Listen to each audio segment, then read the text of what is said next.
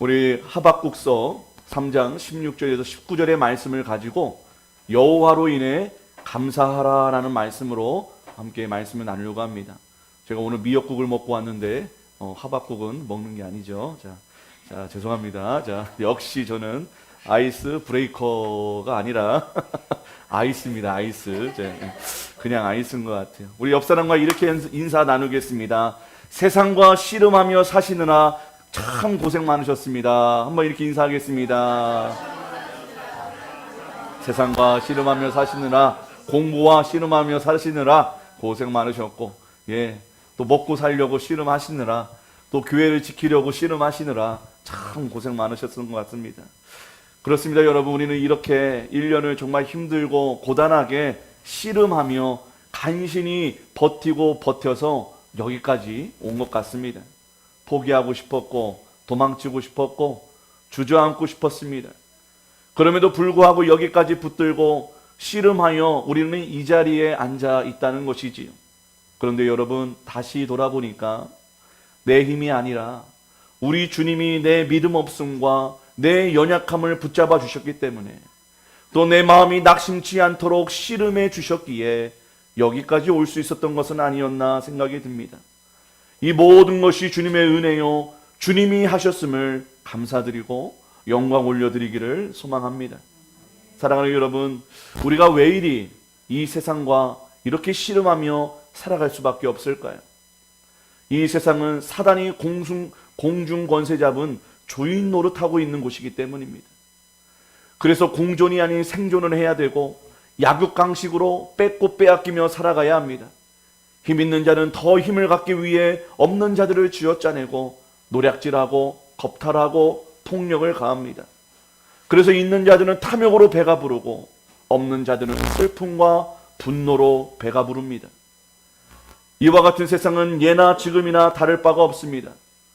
오늘 본문의 하박국도 남유다의 죄악으로 인한 징계 때문에 하나님과 씨름합니다. 의도한 것인지는 모르겠지만 참 재미있게도 이 하박국이라는 이름의 뜻이 끌어안는 자, 위로하는 자, 씨름하는 자라는 것입니다. 그의 이름답게 죄악과 부조리로 가득한 자기 민족을 끌어안고 징계를 내리시려는 하나님과 씨름하고 있다는 것이죠. 다른 마이크들을 다 이렇게 눌러주세요. 제 거 빼고. 세상이 이렇게 악하고 부조리하게 된 이유를 하박국 1장 11절은 이렇게 말씀하고 있습니다. 하박국 1장 11절 말씀을 좀 띄워주시면 함께 읽도록 하겠습니다. 시작. 그들은 자기들의 힘을 자기들의 신으로 삼는 자들이라. 이에 바람같이 급히 몰아 지나치게 행하여 범죄하리라. 인류가 시작된 이후로 자기들의 힘을 자기들의 신으로 삼는 자들이 득세합니다. 더 열받는 사실은 이런 자들이 세상에서 더 강한 자들이었고 더 많은 것을 가졌고 마치 자신들이 세상의 주인인 양 떵떵거리며 산다는 것입니다. 그래서 사람들은 이러한 자들이 세상의 중심, 역사의 주인이라 믿었습니다. 사랑하는 여러분, 진정 이 세상의 주인이 누구라고 생각하며 살고 계십니까? 역사를 이끌어가는 주인이 누구라고 생각하십니까? 바로 이 질문의 답을 말하기 위한 말씀이 바로 하박국이라는 것입니다. 오늘 하박국의 말씀은 영적으로 타락하고 부패한 남유다를 향한 경고의 말씀입니다. 계속해서 너 이렇게 살면 아수르에게 멸망당한 북이스라엘처럼 이 바벨론을 들어서 남유다를 징계하시겠다는 하나님의 진노와 궁유를 담긴 책이라는 거예요. 그런데 왜 하나님은 진면의 심판이 아닌 회개의 징계를 내리실까? 우리 아라자베랑 봉이 형제 지난주 배웠죠? 하나님이 누구에게는 징계를 내려요? 심판이 아닌 누구에게? 자녀에게. 그렇죠? 자녀가 아니면 심판을 내려버려요. 그냥 끝장내 버리세요. 그러나 자녀이기 때문에 그를 체벌하고 징계를 내리신다는 것입니다. 왜요? 하나님은 자신의 자녀를 사랑하시기 때문입니다. 우리 요한계시록 3장 19절의 말씀 함께 읽습니다. 시작. 무릇 내가 사랑하는 자를 그러면 내가 열심을 내라 회개하라. 히브리서 12장 8절 함께 읽습니다. 시작. 징계는 다 받는 것이거늘 너희에게 없으면 사생자요 친아들이 아니니라. 여러분, 우리는 중요한 진리를 여기서 말씀을 통해 알게 됩니다. 하나님은 자신의 자녀를 징계하시지만 심판하지 않으신다는 거예요. 그러나 자녀가 아닌 모든 이에게는 하나님의 심판이 임한다고 말씀하십니다. 돌아다니지 마.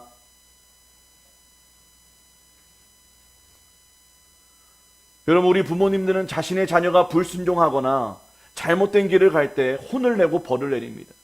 더 말을 안 들으면 어떻게 되죠? 회초리를 들죠. 근데 왜 그럴까요? 왜 이렇게까지 때리면서까지 내가 그렇게 심한 말까지 하면서 내 자식을 키우고 혼내고 체벌을 가하는 것일까? 남의 자식이 아닌 내 자식이기 때문이죠. 내 자식이라는 말은 내 것이라는 의미가 있습니다. 그리고 내가 가장 사랑하는 존재라는 뜻이 있습니다. 네, 우리 하나님께서도 당신의 자녀인 유다 백성을, 그리고 예수 그리스도로 양자된 우리를 사랑하신다는 것입니다. 그러나 우리는 이런 징계에 담긴 하나님의 마음을 다 깨닫지를 못해요. 오히려 오해합니다. 그리고 원망합니다. 하박국도 그랬어요. 오늘 남유다의 징계의 도구가 하나님의 하자도 모르는 갈대한 이인하는 사실이 도무지 이해가 되지 않습니다. 그래서 하박국 선지자는 하나님께 따집니다. 대듭니다.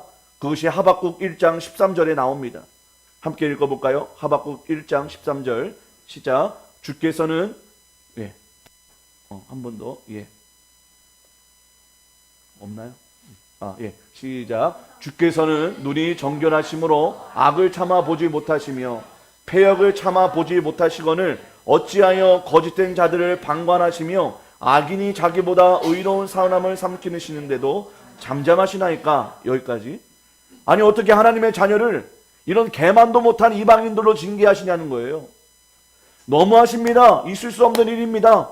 이렇게 하나님께 지금 따지고 있다는 것입니다. 1장이 그 내용이에요. 1장이. 그러나 우리 하나님은요, 이 이방인을 통해 자신의 백성을 부끄럽게 하시고 회개케 하신 경우가 참 많으셨습니다. 그 이유가 뭘까? 고린도전서 1장 27절에서 29절의 말씀인데요. 우리 함께 읽습니다. 시작. 그러나 하나님 일어난 것들을 택하사 지혜 있는 자들을 부끄럽게 하려 하시고 세상의 약한 것들을 택하사 강한 것들을 부끄럽게 하려 하시며 하나님께서 세상의 천한 것들과 멸시받는 것들과 없는 것들을 택하사 있는 것들을 폐하려 하시나니 이는 아무 육체도 하나님 앞에서 자랑하지 못하게 하려 하심이라. 아멘. 여러분, 남유다 백성들에게는 이런 생각이 있어요. 지금도 이스라엘은 그런 생각이 있죠. 우리는 하나님의 자녀 선민이기 때문에, 또 하나님이 계신 예루살렘 성이 있기 때문에 절대로 망하지 않아 라는 이상한 믿음이 있었다는 거예요. 근데 결국 보이지 않는 하나님을 의지하고 믿은 것이 아니죠. 눈에 보이는 건물을 의지하고 제사의 의식을 의지하고 자신들의 전통과 율법을 부적처럼 더 의지하고 신뢰했다는 것입니다. 그리고 하나님이 눈여겨보시는 자들은 가난하고 연약한 자들인데 남유다의 힘 있는 자들이 오히려 가난하고 연약한 동족들에게 사채빚을 지게 하고 고리대금으로 부당한 이익을 갖습니다. 그것을 갚지 못할 경우에는 노예를 삼습니다. 그리고 밭과 양과 소들을 강탈합니다. 하나님을 더 믿고 하나님보다 돈을 더 사랑했고 돈을 더 믿고 숭배한 것이지요. 그리고 이 남유다 사람들은 여기에 더해서 그들은 영적 양다리를 걸칩니다. 맘몬을 섬기고 바알과 아세라를 하나님과 동시에 섬깁니다. 다다익선이기 때문이에요. 다다익선. 바알한테도 복을 받고 하나님에게도 복을 받겠다는 심정으로 그렇게 우상숭배를 했다는 것입니다. 이런 우상숭배가 온 땅에 당연시 되었습니다. 이것이 이스라엘의 대세였고 트렌드였습니다. 그래도 양심은 있어서 하나님을 안 섬기기는 찝찝하고 그래서 거칠애와 형식으로만 섬기기 시작합니다. 이 모습을 하나님께서 이렇게 책망하십니다. 예레미야 2장 13절의 말씀인데요. 예레미야 2장 13절. 예레미야 위로 아래로. 시작. 내 백성이 두 가지 악을 행하였나니 스스로 웅덩이를 판 것인데 그것은 그 물을 가두지 못할 터진 웅덩이들이라. 쓸데없는 거 팠다는 거예요. 나를 버리고. 그러면서도 자신들이 세상의 중심이라 믿었습니다. 자신들의 형통은 영원할 것이라고 믿었습니다. 그러나 유다 민족도 한낱 육체에 한낱 티끌에 불과한 존재일 뿐임을 누구를 들었어요? 바벨론을 통해 보여주시기 위해 지금 징계하시겠다는 것입니다. 근데 징계만을 하시는 게 목적이 아니에요. 다시 이스라엘을 믿음의 민족으로 회복시키시려고 하나님께서 이렇게 일하고 계신다는 것입니다. 근데 이런 마음을 하박국은 이해하지 못합니다. 그리고 하나님께 따지고 대듭니다. 원망합니다. 여러분, 때때로 우리는 우리에게 닥치는 일들을, 그리고 하나님의 섭리를 다 이해하거나 깨달을 수 없을 때가 참 많습니다. 왜 이런 일이 나에게 벌어졌는지,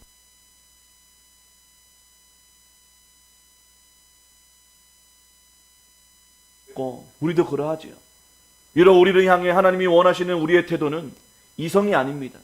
바로 믿음의 눈으로 하나님을 바라보는 것입니다.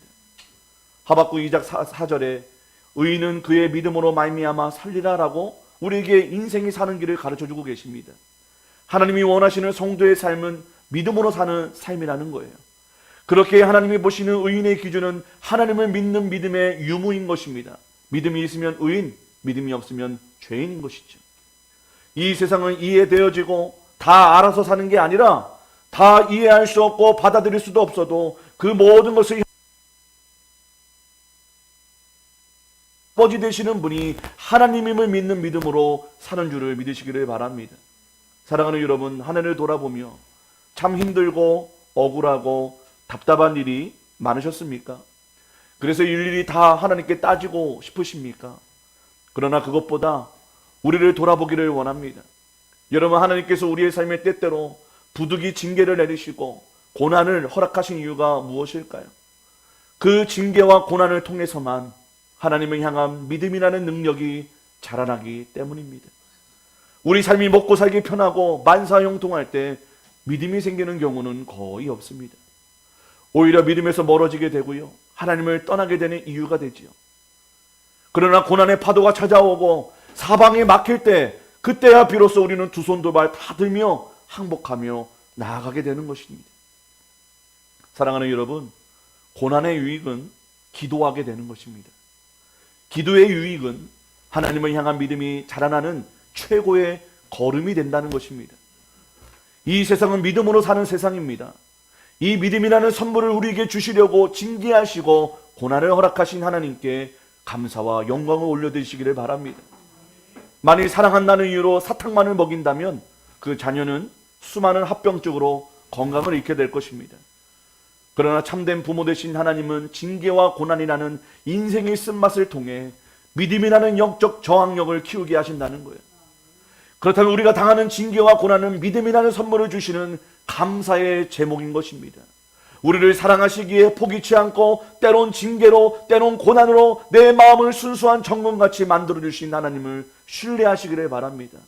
어떤 상황에서도 이러한 하나님께 감사와 영광을 올려드리시는 저와 여러분 되시기를 축복합니다.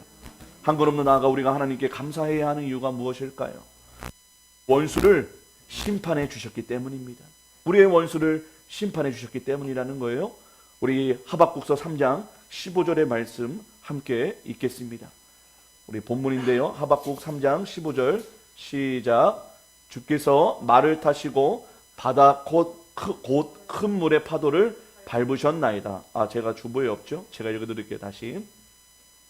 주께서 말을 타시고 바다 곧 큰 물의 파도를 밟으셨나이다. 사랑하는 여러분, 여러분의 삶을 위협하고 두렵게 만드는 바벨론이 무엇입니까? 생사여탈권을 가진 세상의 권력자들입니까? 악한 범죄자들, 마약 사범들, 사기꾼들, 조폭들, 음란물들, 직장 동료들, 가족들, 원수들, 우리의 바벨론은 어쩌면 수없이 많을 수 있습니다. 그러나 하나님은 바벨론을 이렇게 정리하십니다. 아까 읽은 하박국 1장 11절, 그들은 자기들의 힘을 자기들의 신으로 삼는 자들이라. 이에 바람같이 급히 몰아 지나치게 행하여 범죄하리라. 바벨론이 누구예요? 자기들의 힘을 자기들의 신으로 삼는 자들. 이들이 바로 바벨론 갈대아인이라고 말하고 있습니다. 어쩌면 자기 도취에 빠진 모든 자들이 바벨론이라는 거예요. 만일 여전히 내가 주인된 삶을 살고 있다면 우리도 바벨론이라는 것입니다. 여러분, 매우 두려운 일입니다. 왜냐하면 이 바벨론은 징계 대상이 아닙니다. 심판과 진면의 대상이기 때문입니다. 그런데 놀라운 사실은요, 이 바벨론 제국 또한 이미 페르시아에게 멸망했음에도 불구하고 여전히 하나님의 대적자로 바벨론 제국이 말씀에 등장한다는 것입니다. 우리 요한계시록 18장 10절의 말씀, 요한계시록 18장 10절의 말씀 함께 읽습니다. 시작.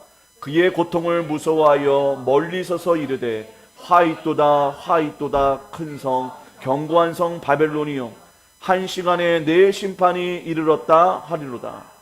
이 당시 계시록을 쓰고 있는 당시에는 이 바벨론을 어떤 제국을 의미하냐면 로마 제국을 의미합니다. 더 나아가 바벨론은요, 로마 제국을 넘어 예수를 대적하는 적 그리스도인 마귀를 상징하는 이름이라는 거예요. 이 원수를 오늘 본문과 또 계시록에서는 심판하시고 직면하시겠다고 약속하십니다. 우리 요한계시록 18장 20절에서 21절 말씀 읽겠습니다. 시작. 하늘과 성도들과 사도들과 선지자들이 그로 말미암아 즐거워하라. 하나님이 너희를 위하여 그에게 심판을 행하셨. 이에 한 힘센 천사가 큰 맷돌 같은 돌을 들어 바다에 던져 이르되 큰 성 바벨론이 이같이 비참하게 던져져 결코 다시 보이지 아니하리로다. 이 심판의 말씀은 이미 하박국에서 예언된 말씀입니다. 아까 읽어드린 주께서 말을 타시고 바다 곧 큰 물의 파도를 밟으셨나이다 라고 말씀하십니다. 성경에서 말하는 바다, 큰 물이 뭐라고 말씀드렸죠? 바다, 큰 물. 누구죠? 음녀가 사는 곳, 마귀가 사는 아지트. 예, 그럼 본부라는 거예요. 마귀의 본부. 그런데 그 바다 큰 물의 파도를 타고 말을 타고 전사로 오신 주께서 밟으셨다고 말씀하십니다. 이 하박국의 말씀을 그대로 사도 요한이 예언합니다.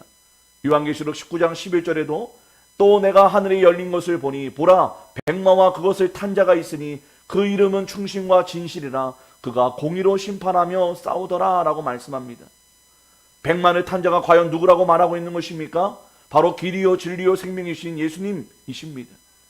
여러분 역사적으로 실제로 보면요, 이 바벨론을 멸망시키고 남유다에 해방을 준 것이 페르시아의 고레스 왕이었습니다. 그러나 이 고레스 왕 또한 이 땅에 오신 구원자 백마 탄 자 예수님의 그림자였을 뿐이라는 거예요. 궁극적으로 이 바벨론의 진짜 정체인 사단을 심판하고 진멸하시는 분이 누구신가? 바로 예수 그리스도임을 하박국 또한 예언한 것입니다. 마태복음 4장에 보면 예수님께서 무리를 걸으시는 장면이 나오죠. 예, 무리를 거슬러 이렇게 다니시니까 제자들이 예수님이 귀신인 줄 알고 막 두려워합니다. 여러분, 예수님이 사람들에게 무리를 걷는다고 뽐내시기 위해서 쇼를 하신 것일까요? 자랑하려고 하신 걸까요? 아닙니다. 하박국 3장 15절의 말씀, 주께서 말을 타시고 바다 곧 큰 물의 파도를 밟으셨나이다. 이 말씀을 성취하시기 위해, 그럼으로써 내가 바로 메시아다, 내가 바로 하나님이다 라고 보여주시기 위함이었다는 것입니다. 사랑하는 여러분, 우리를 두렵게 하고 우리를 절망케 하는 바벨론을 우리는 더 이상 두려워할 필요가 없습니다.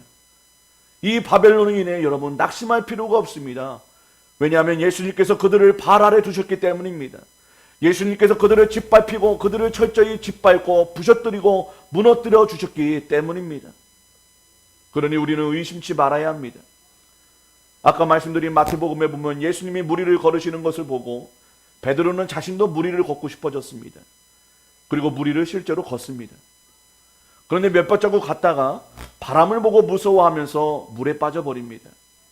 이 장면을 어떤 교부가 이렇게 이해하겠다고 해요. 마음에도 무게가 있다. 마음에도 무게가 있다. 베드로의 마음을 온전히 예수님께 맡겼을 때는 무리를 걸을 수 있었습니다.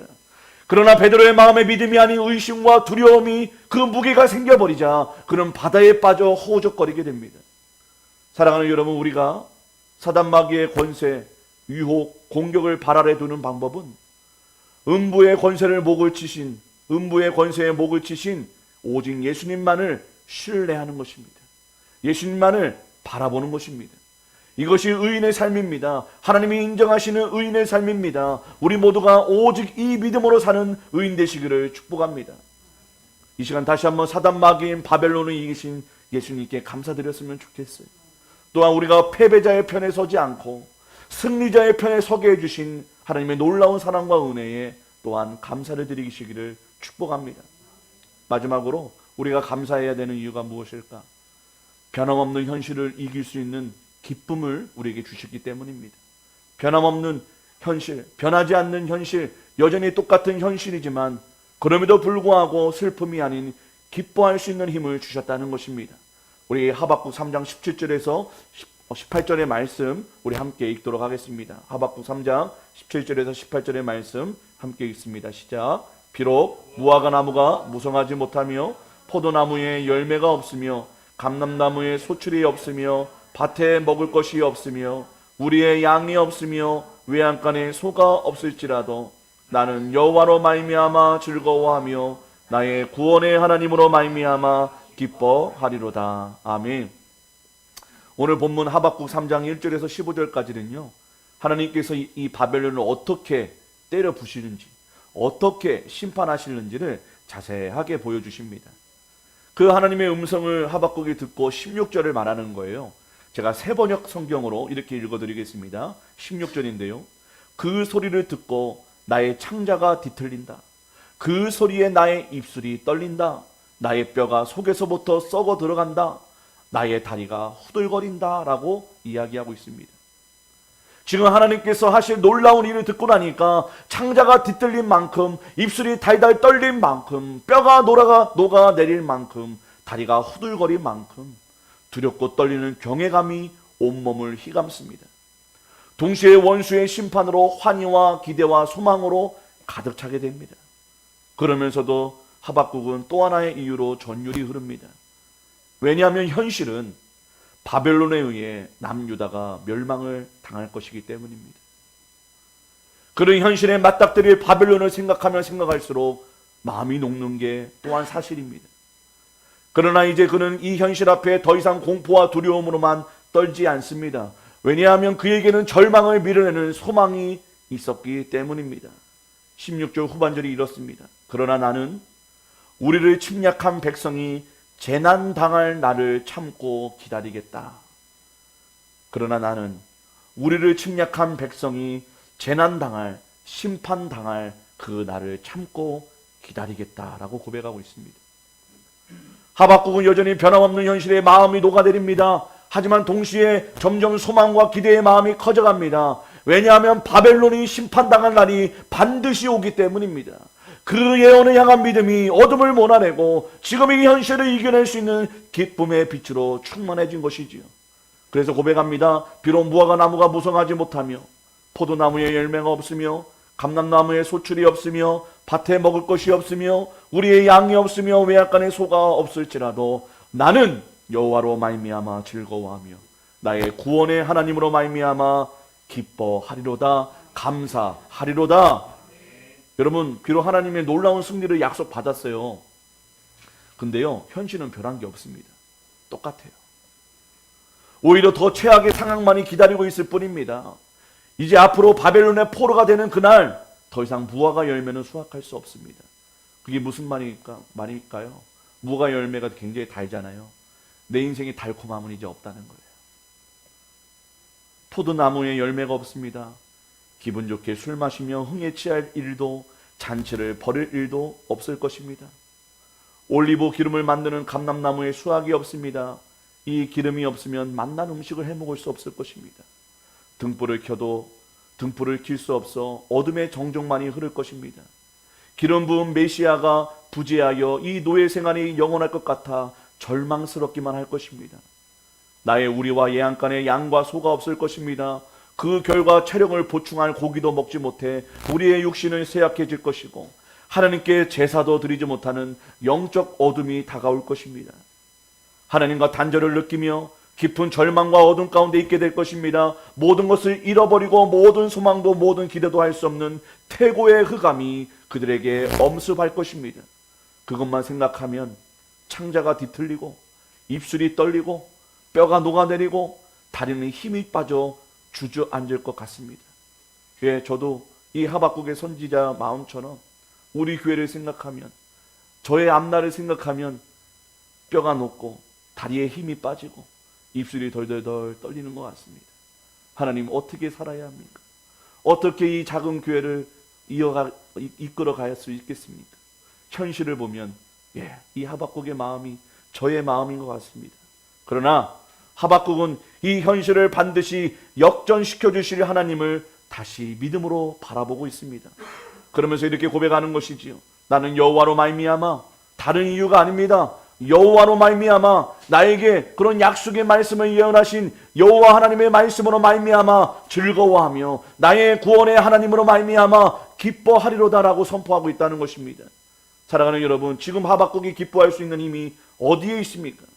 하박국은요, 이 세상의 모든 열국들의 흥망성쇠가 하나님의 손에 달려있음을 확신하기 때문입니다. 아수르가, 바벨론이, 페르시아가, 로마 제국이, 그리고 이 제국들의 황제가 이 세상의 주인이 아니라 하나님이 이 역사의 주인 되심을 믿었기 때문이라는 것입니다. 사랑하는 여러분, 여러분이 겪고 있는 현실로 인해 창자가 뒤틀리고 입술이 덜덜 떨리십니까? 나의 바벨론을 생각할 때마다 뼈가 녹아내리고 다리는 주저앉을 것 같으십니까? 그래서 바다에 지금 허우적거리고 계십니까? 너무 불안하고 두렵고 무서우십니까? 여러분, 공부 때문에 괴로워요? 무서워요? 조금 있으면 시험 온다는데 두렵습니까? 그렇다면 여러분, 오늘 말씀을 들으시기를 바랍니다. 우리를 압제하고 강포하고 탄압하고 죽이려 했던 바벨론에서 우리를 구원하시고 하나님의 때에 반드시 짓밟아 심판하셔서 이 땅에서 진멸하시겠다고 약속해 주셨습니다. 그 약속을 믿는 것입니다. 그 약속은 이미 이루어 주셨습니다. 주 예수 그리스도께서 십자가의 죽음과 부활로 이루어 주셨습니다. 우리를 구원해 주셨을 뿐만 아니라 죄의 권세, 죽음의 권세, 질병의 권세, 공포와 두려움의 권세인 사단 마귀를 이겨 주셨습니다. 그가 다 이루셨습니다. 그가 승리하셨습니다. 할렐루야. 그리스의 문학가 니코스 카잔자키스의 자서전 중에 이런 내용이 있다고 합니다. 나는 당신이 손에 쥔 활이 올시다. 주님, 내가 썩지 않도록 나를 당기소서. 나를 너무 세게 당기지는 마옵소서. 내가 부러질까 두렵습니다. 나를 힘껏 당겨주소서. 주님, 내가 부러진들 무슨 상관이 있겠습니까? 라는 말이 있다고 합니다. 이 카잔자키스는 믿음의 삶을, 사명의 삶을 꿈꾸며 하나님께 의탁합니다. 인생을 맡기고 싶어 했습니다. 그러나 그는 온전히 자신을 맡기지 못하고 부러질까 두려워했습니다. 머뭇거렸습니다. 그러나 곧 그는 하나님께 모든 걸 맡깁니다. 내가 부러지는 것조차 하나님의 뜻이라면 그 부러짐도 협력하여 선을 이루실 하나님을 신뢰할 수 있었던 것이지. 이번 다니엘 기도회에서 만난 스티븐 오 촬영 감독의 간증 중에 이 말이 제 마음에 오래 남았습니다. 만일 다시 태어나 내 발목이 으스러지는 사고를 또다시 당하지 않는다면 망치로 내 다리를 쳐서라도 또다시 발목을 으스러뜨리겠다라고 고백한 것을 여러분 기억나십니까? 이 일로 자신의 머리가 다 빠질 만큼 큰 고난이었음에도 불구하고 왜 그는 다시 태어나도 발목을 으스러뜨리겠다고 말하였을까? 왜냐하면 그는 발목을 잃었지만 그 고난의 시간을 통해 하나님을 그리고 그를 향한 믿음을 얻었기 때문입니다. 자신의 발목보다 하나님을 만난 것이, 하나님을 향한 믿음을 얻을 수 있었던 것이 더 소중했다는 것입니다. 그리고 발목이 으스러져 소망 없던 인생도 놀랍게 사용하시는 그 하나님의 전능하심을 그가 보았기 때문입니다. 사랑하는 여러분, 하나님께서 나를 부러뜨리시면 그것조차도 축복인 줄을 믿으시기를 바랍니다.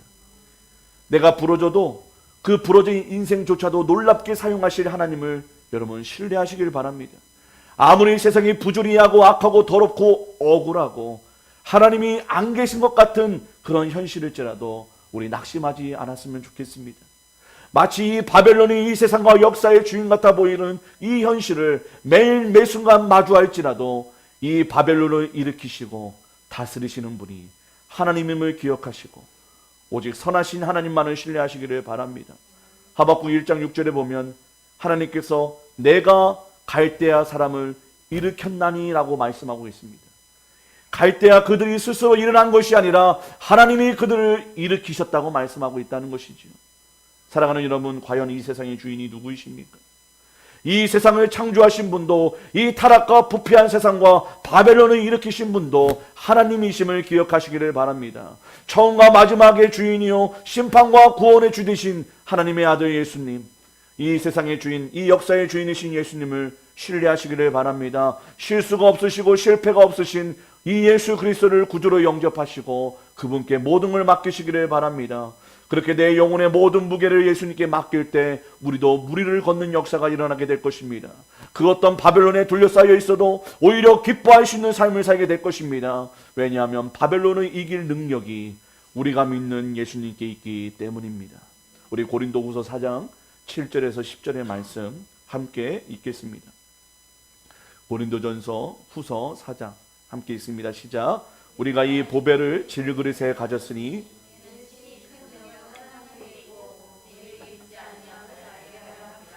우리가 사방으로 우겨쌈을 당하여도 쌓이지 아니하며 답답한 일을 당하여도 낙심하지 아니하며 박해를 받아도 버림받지 아니하며 거꾸로 뜨림을 당하여도 망하지 아니하고 우리가 항상 예수의 몸을 몸에 짊어짐은 예수의 생명이 또한 우리 몸에 나타나게 하려 함이라. 여러분, 예수님께서 우리 죄에 대해 죽으심과 함께 내 안에 바벨론도 죽은 것입니다. 그가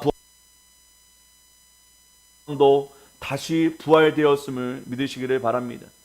이제 우리가 영원히 해야 할 일은 의심하고 두려워하는 일이 아닙니다. 어떤 상황에서도 믿음으로 하나님을 기뻐하고, 오늘 본문의 19절 우리 다 같이 읽습니다. 주보를 참고해 주시고 함께 읽습니다. 시작. 주 여호와는 나의 힘이라 나의 발을 사슴과 같게 하사 나를 나의 높은 곳으로 다니게 하시리로다. 이 노래는 지휘하는 사람을 위하여 내 수금에 맞춘 것이니라. 사랑하는 여러분, 주 여호와가 우리의 힘 되신 줄을 믿으십니까?